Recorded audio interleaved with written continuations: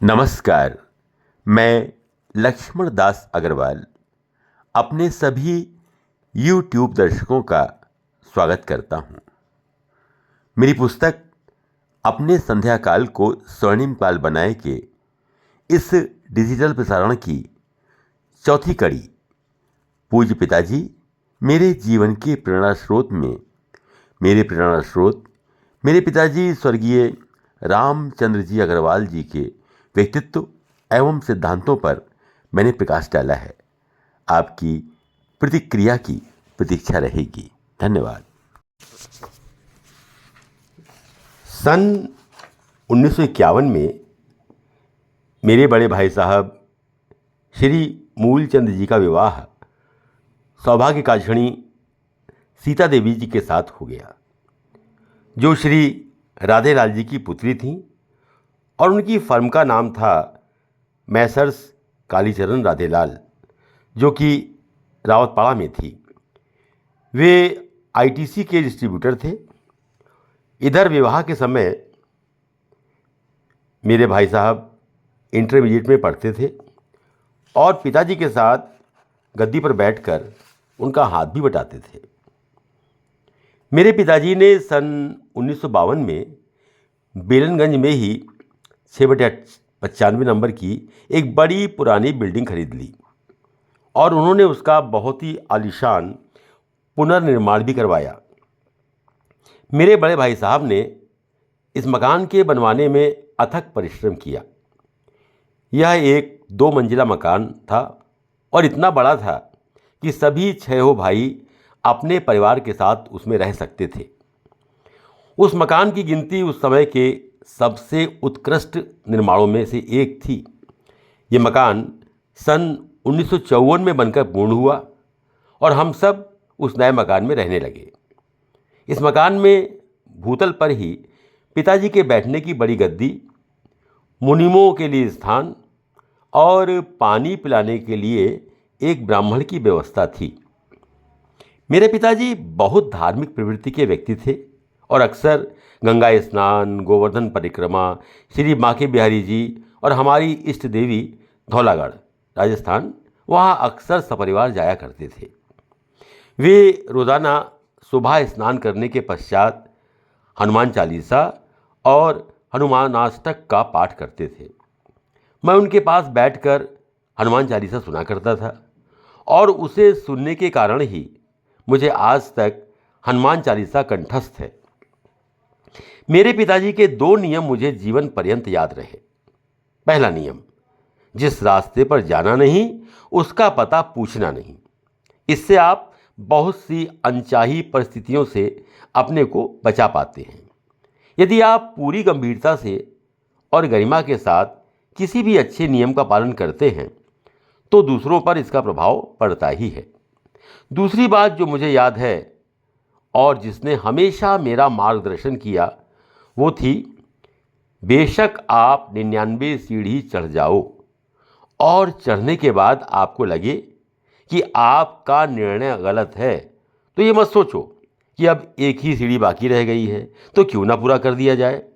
इसके बजाय आप दृढ़ निश्चय करके पीछे लौट आओ। किसी भी व्यक्ति ने जब अपने कठिन परिश्रम और बुद्धिमत्ता से व्यापार जगत और समाज में अपना स्थान बनाया हो तो उस व्यक्ति के कार्य या निर्णयों में यदि कोई भाई, पुत्र या पत्नी अनचाहा हस्तक्षेप करे तो उसे बड़ी व्यथा महसूस होती है। इस बारे में मैं यहाँ सुजान भगत की कहानी, जो स्वर्गीय श्री प्रेमचंद जी ने लिखी थी और जिसे मैंने बचपन में पढ़ा था और जिससे बहुत प्रभावित हुआ था, उसे आगे प्रस्तुत करूँगा। ये कहानी आपको वृद्धावस्था के लिए कैसे जीवन को बनाएं, ये सीखने में मददगार होगी। सन 1956 में मेरी छोटी बहन राजकुमारी का विवाह सेठगढ़ी के सुप्रसिद्ध कागज़ों के व्यापारी श्री सूरजभान अग्रवाल जी के सुपुत्र श्री अमरनाथ अग्रवाल जी के साथ हो गया। मेरा विवाह मेरे पिताजी ने बेलनगंज के सम्माननीय श्री मुरलीधर पन्नालाल के पार्टनर श्री राजनारायण जी की सुपुत्री सौभाग्य कांक्षणी मालती अग्रवाल के साथ 16 फरवरी सन 1959 में कर दिया, जबकि मेरी LLB की परीक्षा सन 1959 में ही होनी थी, लेकिन उन दिनों पढ़ाई के बारे में कोई इतना गंभीर नहीं था कि उसकी वजह से शादी की तारीख बदल देता। जीवन ठीक ठाक चल रहा था, लेकिन उसी समय पिताजी को प्रोस्टेट की ग्रंथि के बढ़ने के कारण पेशाब जाने में समस्या होने लगी थी। कई डॉक्टरों से सलाह लेने पर यही निश्चय हुआ कि वह प्रोस्टेट का ऑपरेशन करवा ले। शहर के सुप्रसिद्ध सर्जन A.N. राजदान ने 15 मार्च सन 1960 को उनका ऑपरेशन किया, जो पूरी तरह सफल रहा। लेकिन 20 मार्च सन 1960 को हृदयाघात के कारण उनका स्वर्गवास हो गया। यकायक ही परिवार पर यह ऐसा वज्रपात हुआ कि सारा परिवार स्तब्ध रह गया। पिताजी की मृत्यु पर सारा बेलनगंज बंद रहा और उनकी मृत्यु के पश्चात हुई बैठकों में सैकड़ों व्यक्ति श्रद्धांजलि देने श्री दिगंबर जैन धर्मशाला में एकत्रित हुए थे। हमारे पिताजी की जीवन की उपलब्धियां अतुलनीय थीं। वे आने वाली सभी पीढ़ियों के लिए यह संदेश छोड़ गए कि विषम से विषम परिस्थितियों में कोई भी व्यक्ति अपने जीवन को अपनी लगन, मेहनत, बुद्धि और अनवरत परिश्रम से सफल बना सकता है।